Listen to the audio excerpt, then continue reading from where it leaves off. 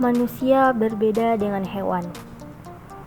Manusia memiliki ciri khas yang secara prinsipil berbeda dari hewan.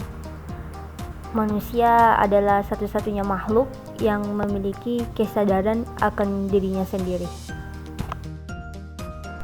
Pada video ini, kami membahas materi di bab 1 mengenai hakikat manusia dan pengembangannya.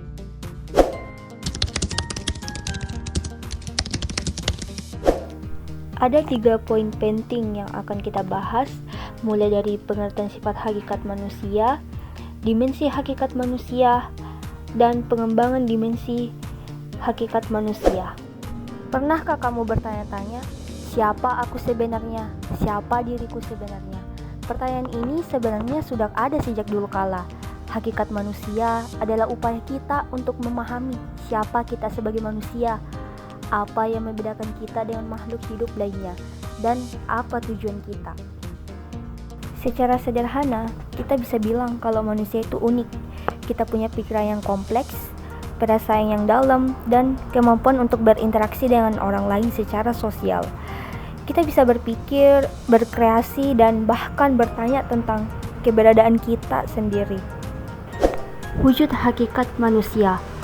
Wujud hakikat manusia ini dapat dilihat dari berbagai aspek, antara lain kemampuan menyadari, kemampuan bereksistensi, pemilihan kata hati, kemampuan bertanggung jawab, rasa kebebasan, moral, kesediaan melaksanakan kewajiban dan menyadari hak, serta kemampuan menghayati kebahagiaan. Intinya, hakikat manusia adalah tentang kesadaran diri, kemampuan untuk membuat pilihan, bertanggung jawab atas tindakan, dan menghargai nilai-nilai kemanusiaan. Semua ini membuat kita unik dan berbeda dari makhluk lainnya. Dimensi hakikat manusia. Kalian pasti tahu bahwa pendidikan adalah usaha untuk memanusiakan manusia. Pendidikan bermaksud membantu manusia untuk menumbuh kembangkan potensi-potensi kemanusiaannya. Oleh karena itu, keberadaan manusia tidak dapat terlepas dari lingkungannya. Interaksi manusia dengan lingkungannya secara efektif dan efisien akan memberikan pengalaman yang dapat mengembangkan potensi-potensi kemanusiaan yang disebut sebagai pendidikan. Apakah kalian tahu bahwa pada hakikatnya manusia memiliki 4 dimensi yang dibawa manusia dari lahir? Dimensi apa sajakah itu? Dimensi-dimensi tersebut adalah dimensi keindividuan, dimensi kesosialan, dimensi kesusilaan, dan dimensi keberagamaan. Yang pertama adalah dimensi keindividuan.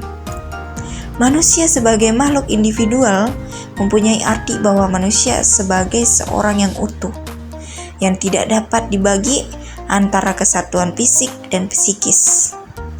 Sebagai individual, manusia merupakan makhluk yang unik. Hal itu pun terlihat pada diri setiap manusia yang mempunyai dunianya sendiri. Yang kedua adalah dimensi kesosialan. Dimensi kesosialan merupakan dimensi yang didasarkan pada tiap-tiap individu yang diharapkan dapat bersosialisasi dengan lingkungannya dan menjalin komunikasi yang baik, di mana dalam kehidupan sehari-harinya tidak menyebabkan perpecahan antara satu dengan yang lain sehingga tercipta masyarakat yang rukun, aman, dan tentram. Manusia diperlihatkan sebagai makhluk sosial yang tidak mampu hidup tanpa bantuan orang lain. Manusia hidup saling bergantung, berhubungan, dan saling membutuhkan. Yang ketiga adalah dimensi kesusilaan. Susila berarti dari kata su dan sila, yang artinya kepantasan yang lebih tinggi. Persoalan kesusilaan selalu berhubungan erat dengan nilai-nilai. Nilai kehidupan berupa norma yang berlaku di masyarakat dan moral, yaitu ajaran tentang baik, buruk perbuatan, dan kelakuan.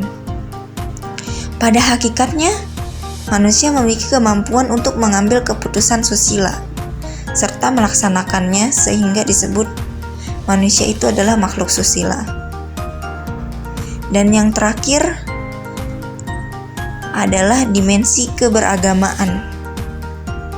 Pada hakikatnya, manusia adalah makhluk religius. Beragama merupakan kebutuhan manusia, karena manusia adalah makhluk yang lemah, sehingga memerlukan tempat bersandar. Sosok manusia Indonesia seutuhnya.